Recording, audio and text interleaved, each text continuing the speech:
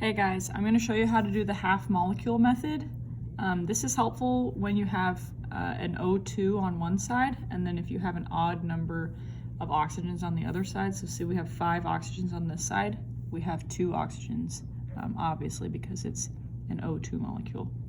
So let's set up the problem as we normally would. We're going to write our ledger line right here underneath the arrow, and then we're going to just start molecule by molecule. So here's a phosphorus. How many phosphoruses are there? There should be 1. And how about oxygens? How many oxygens are there? Okay, there should be 2, right? Because this little subscript means that there's 2. Okay, for this phosphorus, there's going to be 2 because of that subscript there. We don't have any coefficients. This is just a 1, so it doesn't really matter. And then for oxygens, it's going to have a 5 again because there's a little 5 subscript there. So now we need to start balancing. The first thing we do is we look for metals. Are there any metals here? Okay, the answer to that is no. So that means we just move on. The next step is to look for any non-metals that are not oxygen or hydrogen. So I'm going to look here and look, phosphorus is a non-metal. So I'm going to compare both sides. Is 2 equal to 1? No, it's not. Okay, so what we have to do is we have to multiply this phosphorus by a coefficient. We can never, ever, ever change these little subscripts. That is the identity. You cannot change it. The only thing that we can do here is multiply by a coefficient. So this phosphorus now is going to be multiplied by 2. And what is 2 times 1? It's going to be 2. Okay? Now, are our phosphoruses balanced? Yes, 2 is equal to 2. And now we need to look at our oxygens. Okay, these are not balanced, right? But can we really truly have half of a molecule in an equation?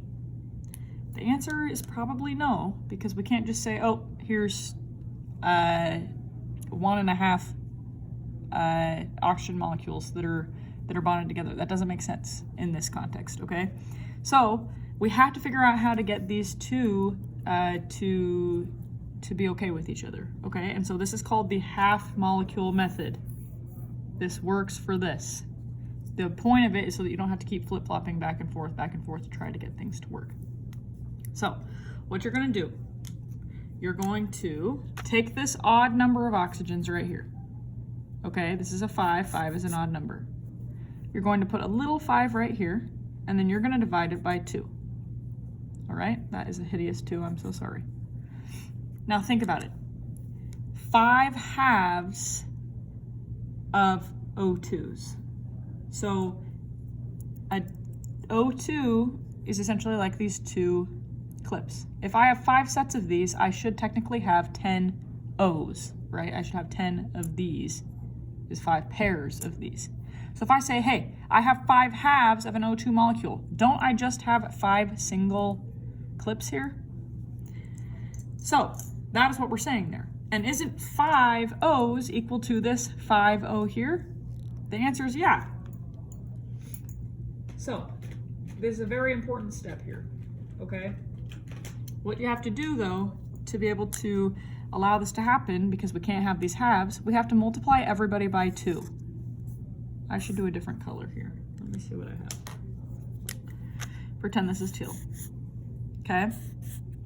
So I have to multiply this whole thing by 2 to be able to cancel out this 2 as the denominator, because this is not acceptable as an answer. So now this coefficient of 2 hits this guy, it hits this guy, it hits this guy, and it hits, oh, that's it. Just those 3. Okay? So essentially what we're doing here now is we're saying, hey, 2 times 2 phosphorus plus 2 times 5 halves oxygen yields 2 times 1 P2O5. Okay? We can cross this stuff out slash make it pretty. Okay, so this will be 4 P plus what happens here when you have a numerator and denominator that are the same.